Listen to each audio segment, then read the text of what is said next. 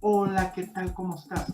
Te motivo a que abras tu Biblia y te prepares para la cápsula de este día.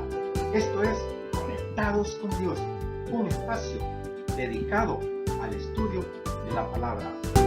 El tema de este día es Débora, la jueza de Israel. Vamos hasta el libro de los jueces del versículo 4 al 16. Vamos a ver qué encontramos ahí de esta señora que hizo que aparece en la Biblia. Si fue tomado su nombre para aparecer en la Biblia es porque hizo algo importante en la vida de un pueblo. ¿Y cuál es ese pueblo? El pueblo de Israel. Vamos a ver qué es lo que nos dice. Al capítulo 4, versículo 1. Después de la muerte de Ahab, los hijos de Israel volvieron a hacer lo malo ante los ojos de Jehová. Aquí nos encontramos en el momento más difícil del pueblo de Israel. ¿Por qué? Porque podemos retomar algo para nosotros como los cristianos. El pueblo de Israel se había vuelto a portar muy mal ante Dios. Ellos habían hecho lo malo nuevamente, a pesar de todas las maravillas que habíamos venido viendo durante todos estos estudios. Notemos que en este momento el pueblo de Israel había sido nuevamente entregado en manos de dos opresores. Veamos cuáles son los nombres de estos opresores que los estaban haciendo sufrir y ya no soportaban más el dolor y la injusticia que ellos estaban haciendo. Podemos ver que la idolatría que Israel obtuvo ante los ojos de Dios les trajo un castigo y Dios los entregó por 8 largos años, al cual fueron oprimidos hasta clamar a Dios. Vamos al versículo 2.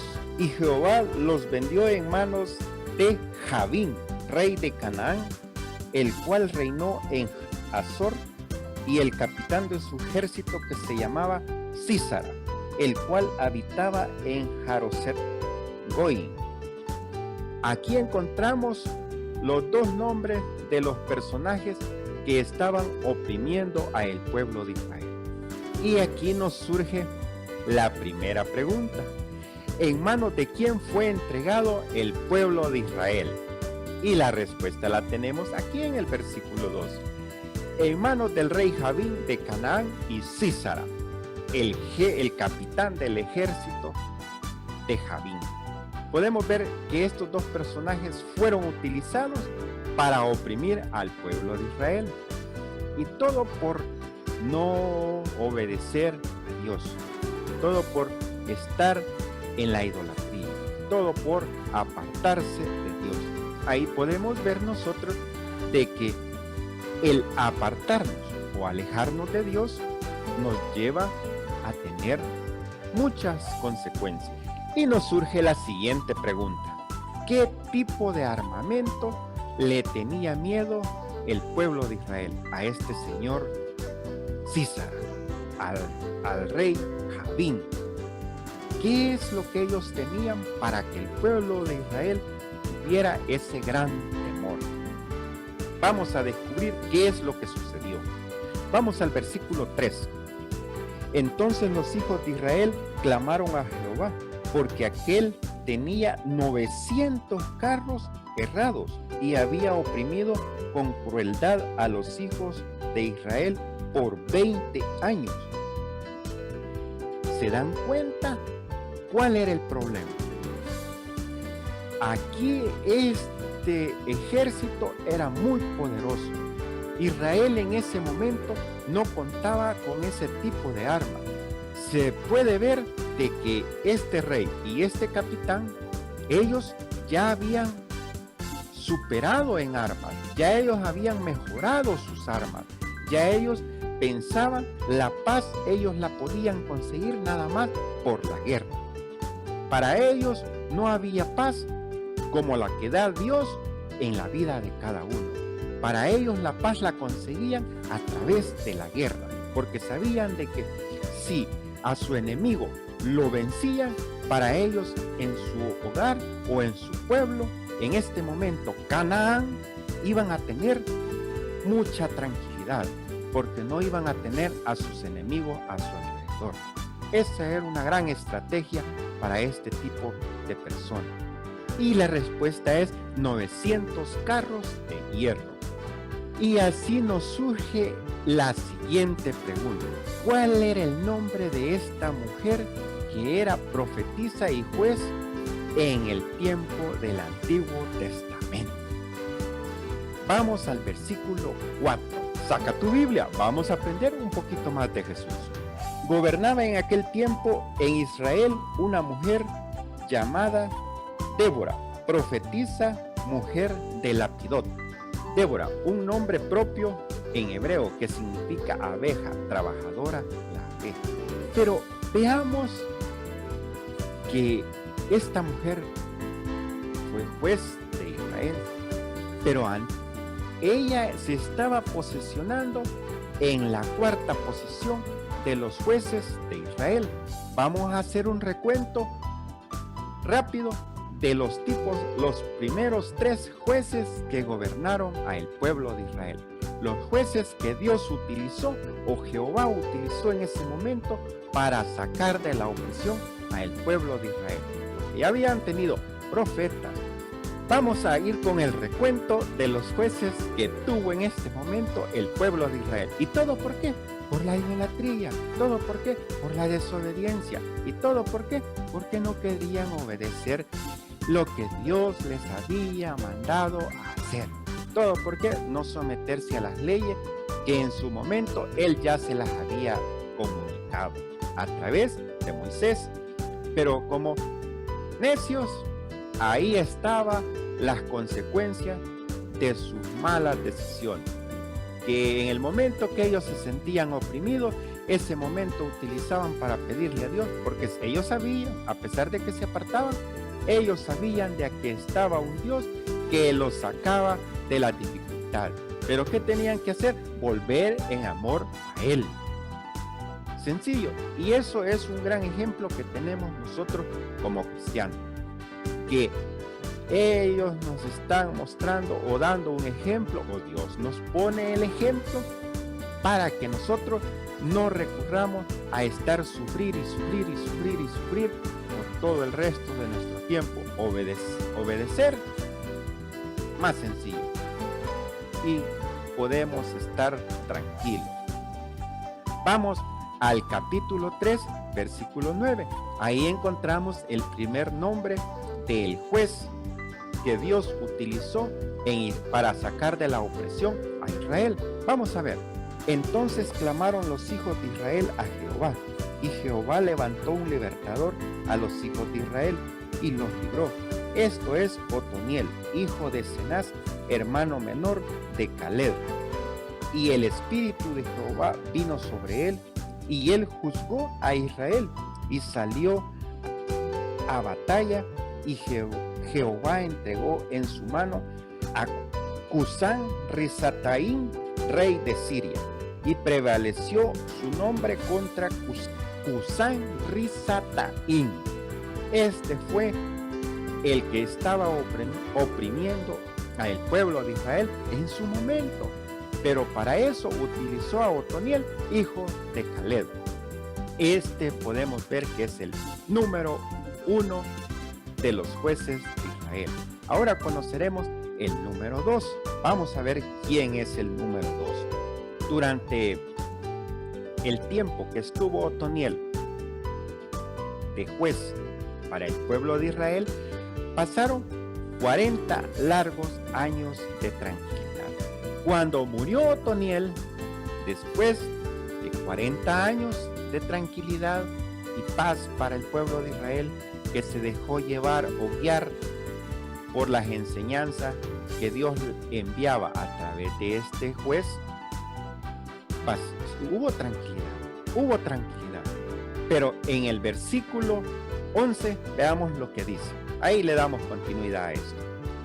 Y reposó la tierra 40 años y murió Otoniel, hijo de Cenaz. En el versículo 12 encontramos la misma estrofa. que dice: volvieron los hijos de Israel a hacer lo malo ante los ojos de Jehová.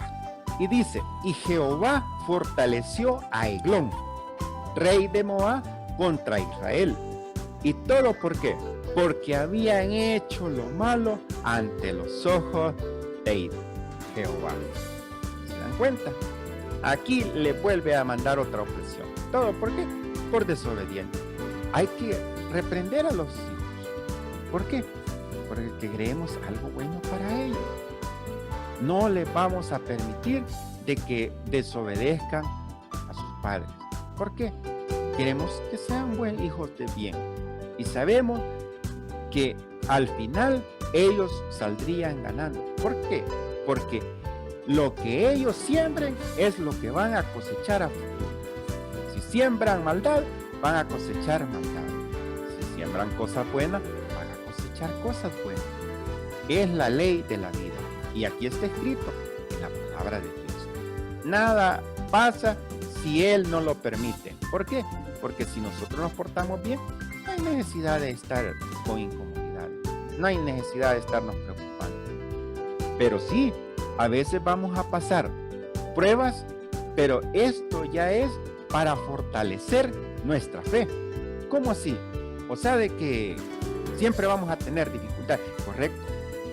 Pero Dios enviará esa paz en nuestro corazón, que a pesar de la dificultad, vamos a saber de que Él está ahí ayudándonos a salir de esa prueba. Un ejemplo, un atleta tiene que entrenar día a día. ¿Para qué? Para obtener victorias. Un cristiano tiene que pasar pruebas para desarrollar su fe.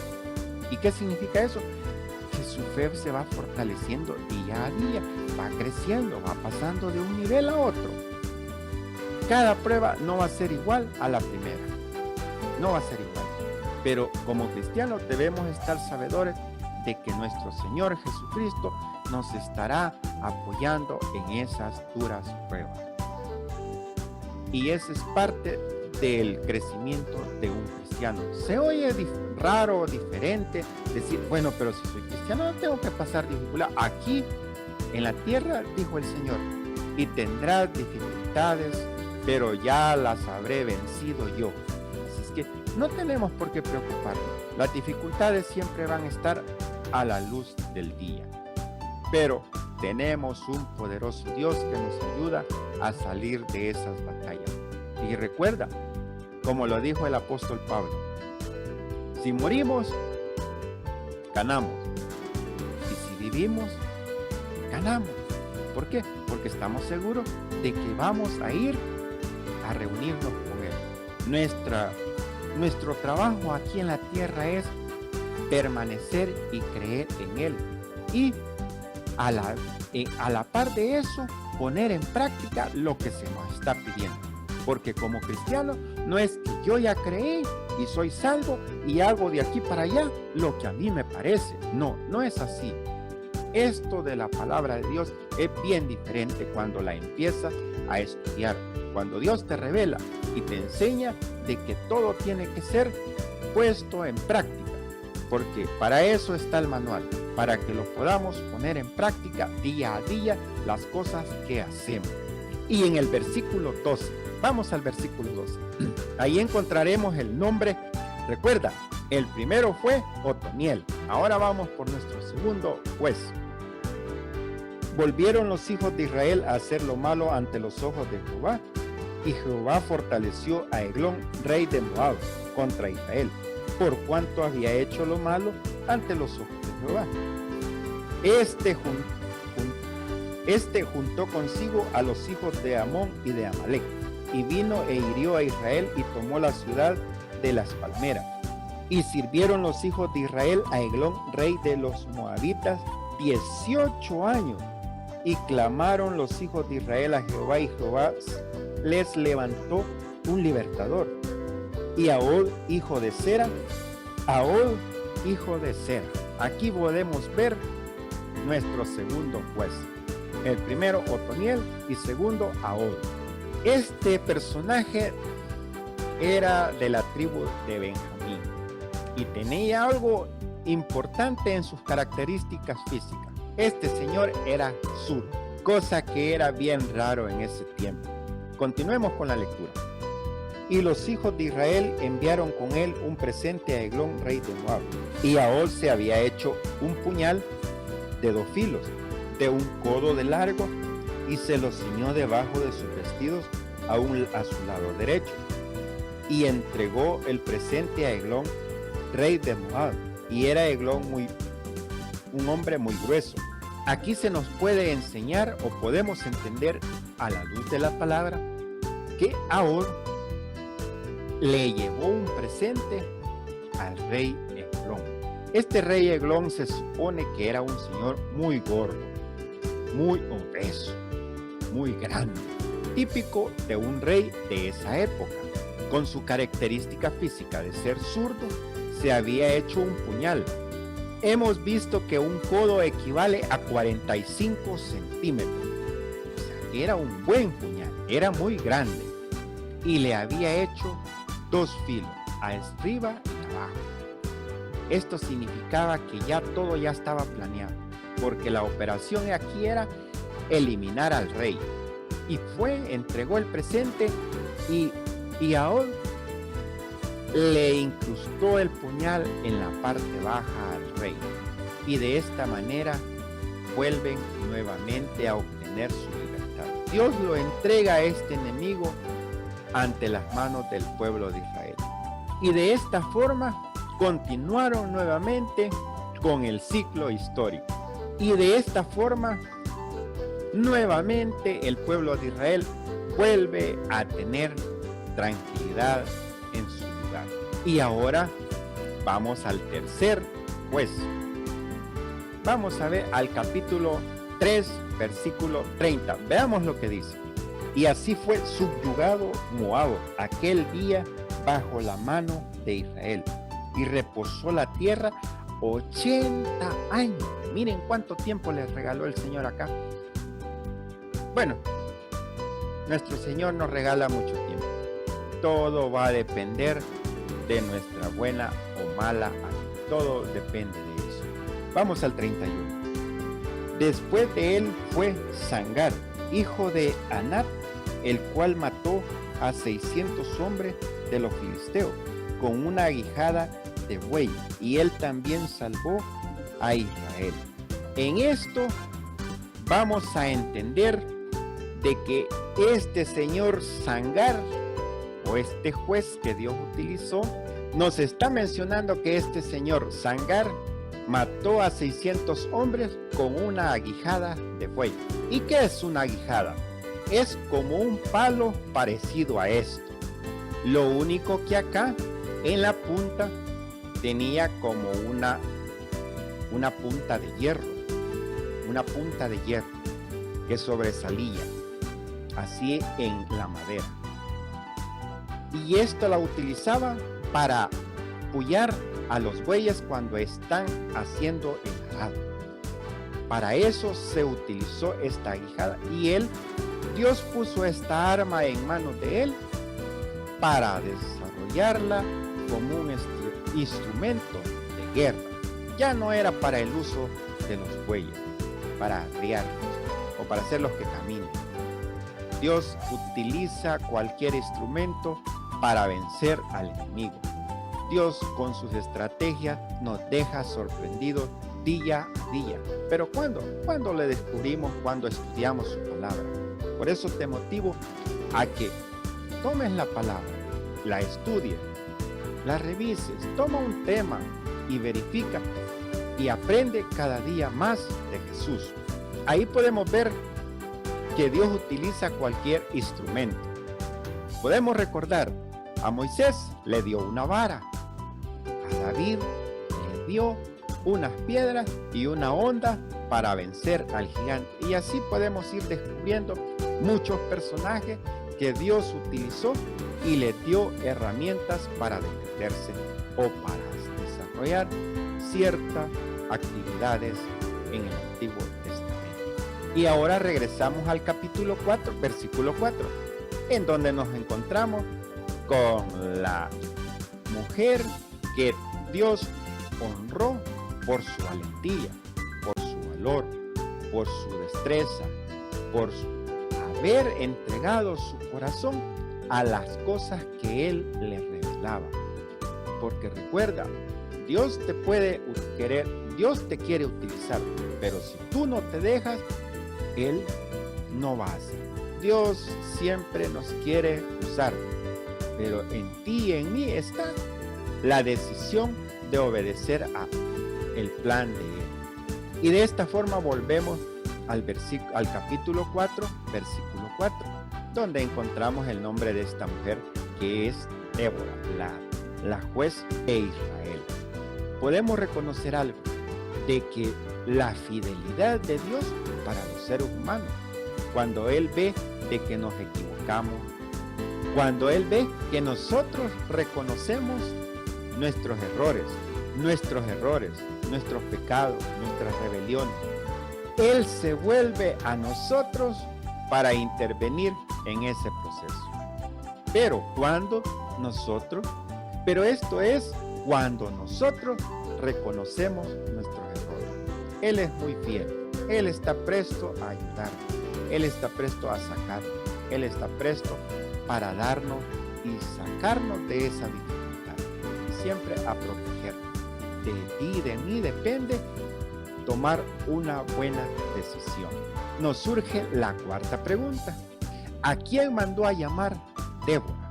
En este momento, ella como profetisa, como juez del pueblo de Israel, Dios ya le había mostrado de que había alguien que iba a comandar a ese ejército de Israel para ir a derrocar a estos opresores. En este momento al capitán Císara y a Javín, rey de Canaán. Y Débora es motivada a llamar a Barak. Este es su nombre, Barak, que significa rayo en hebreo. Vamos a ver qué dice. Versículo 5. Y acostumbraba sentarse bajo la palmera de Débora, entre Ramá y Betel, en el monte de Efraín. Y los hijos de Israel subían a ella a juicio.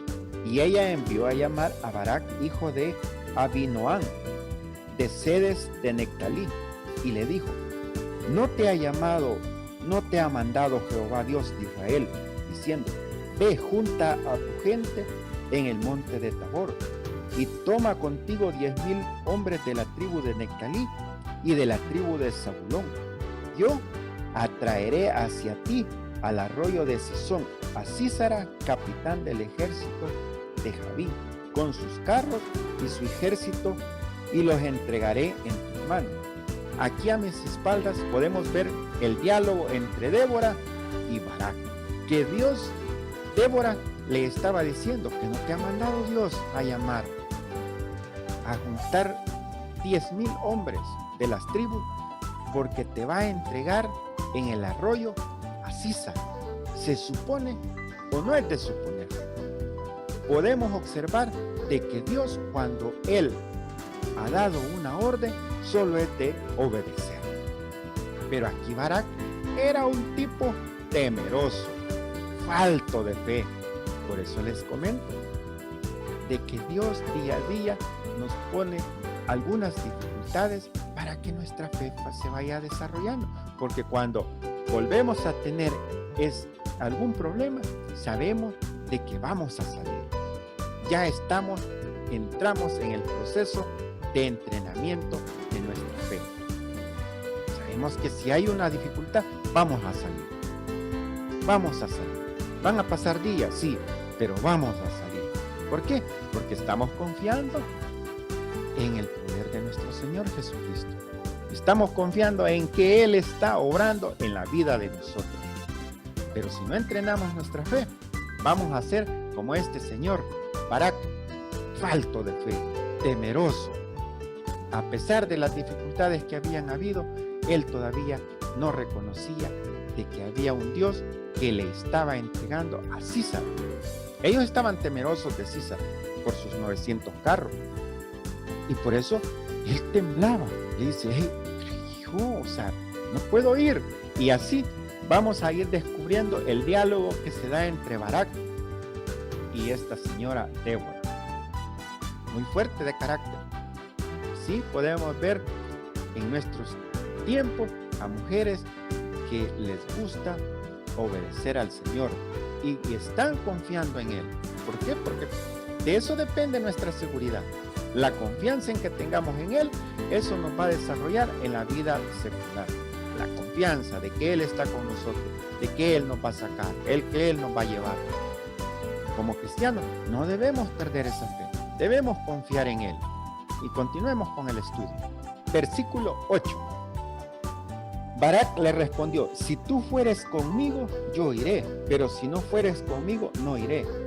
Ella dijo: iré contigo, mas no será tuya la gloria de la jornada que emprendes, porque en mano de mujer venderá Jehová a Sísara.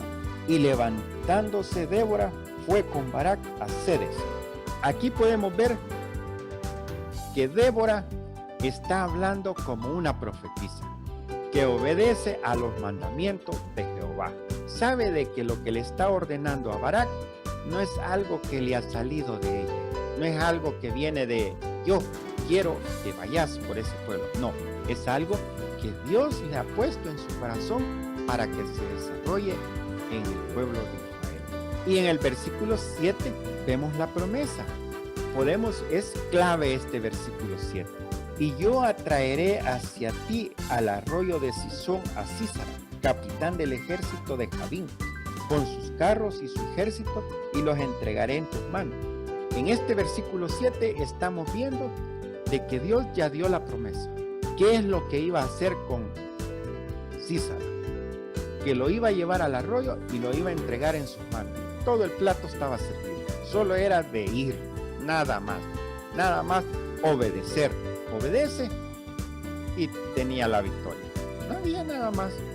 Podemos entender de que Barak era un hombre temeroso, hombre miedoso, no temeroso de Dios, temeroso de su falta de fe. Era un hombre muy miedoso. Y como general tenía que ir en la primera línea de fuego. Él tenía que estar al frente. Eso es lo que tiene que ser un líder. Un líder está al frente de la batalla. Un líder tiene que confiar en Dios. Un líder no puede estar apartado de Dios. Un líder tiene que conocer de este bendito libro. Un líder tiene que estar sujeto a la voluntad de Dios. Cuesta, pero te motivo a que tú y yo nos pongamos a cuenta con Él y a obedecerle. Hemos visto durante el estudio de que Dios es fiel para los que reconocemos nuestros errores, nuestras faltas, y está presto para ayudarnos y sacarnos de esa dificultad. Así es que no podemos decir no a lo que ya Él nos ha estado enseñando. Muy interesante estudiar la palabra de Dios, porque aquí conocemos y reconocemos cómo es esta situación, que Dios quiere ayudarnos, Dios nos quiere sacar adelante. Y de esta forma se desarrolló todo este evento.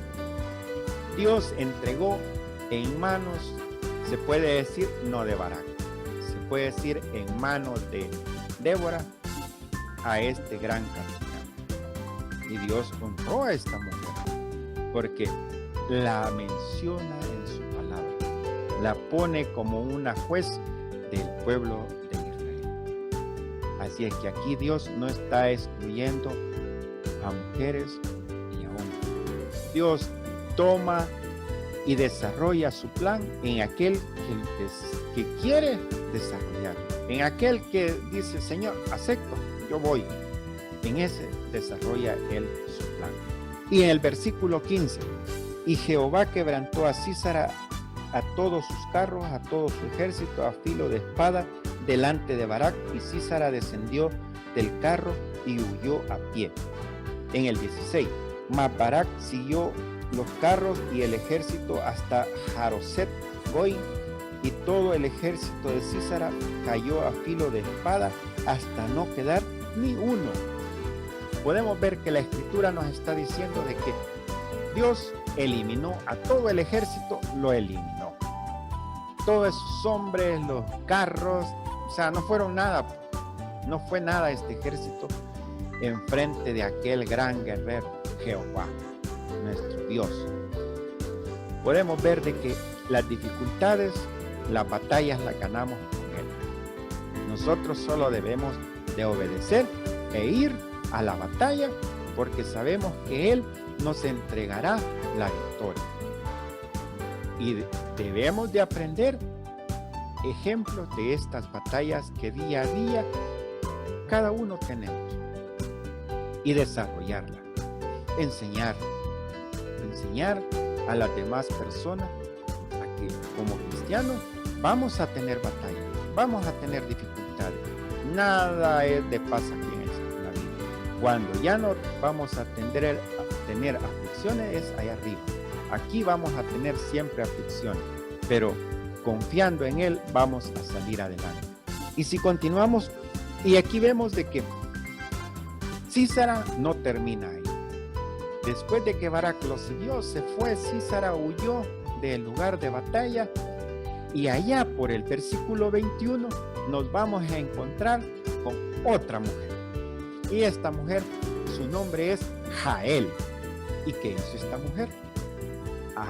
Vio a Sísara que iba agonizándose, ahogándose del cansancio porque él había huido a pie de Barak.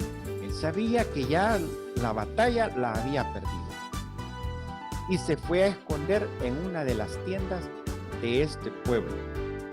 Vamos al versículo 19 para que entendamos el final de esta historia. Y le dijo: te ruego que me des de beber un poco de agua, pues tengo sed. Y ella abrió un odre de leche y le dio de beber, y le volvió a cubrir. Y él le dijo: estate a la puerta de la tienda, y si alguien viniere y te preguntare, diciendo: ¿hay aquí alguno? Tú responderás que no. Pero Jael, mujer de Heber, tomó una estaca de la tienda, y poniendo un mazo en su mano, se le acercó calladamente y le metió la estaca por las sienes y la clavó en la tierra, pues él estaba cargado de sueño y cansado, y así murió. Se dan cuenta que aquel gran general vino a caer en manos de una mujer. Aquí podemos ver de que esta mujer ya estaba preparada para este momento. Dios había dicho la promesa del versículo 7, aquí la podemos contemplar en cada uno de los versículos, porque Dios le dijo: te voy a entregar en tus manos a Sísara, y así fue entregado de las manos de este pueblo. ¿Y todo para qué? Para que pudieran obtener otra vez paz y tranquilidad en sus vidas. Porque si recordemos un momento, en ninguna parte de la palabra dice de que el pueblo de Israel se portó mal y Dios los tenía bien. Siempre ha habido un inconveniente, más que todo la idolatría, la separación, que se apartan de Dios y sigan las cosas del mundo. Así es que yo te motivo a que no te apartes de Dios. Si has estado alejado de Él en estos últimos días, es momento para que vuelvas en amor a Él. Y como te digo, que toda escritura es inspirada por Dios y útil para redarguir, para reprender, para corregir y para instruir en justicia, para que el siervo de Dios esté enteramente capacitado en la obra. Este versículo nos debe de motivar a seguir en el estudio de la palabra. No te la tienes que leer la Biblia en un año. Sácale provecho, gózate en la palabra de Dios, y día a día iremos descubriendo muchas cosas interesantes de la palabra de Dios. Y lo más importante de leer la palabra de Dios no es que te la leas en un año.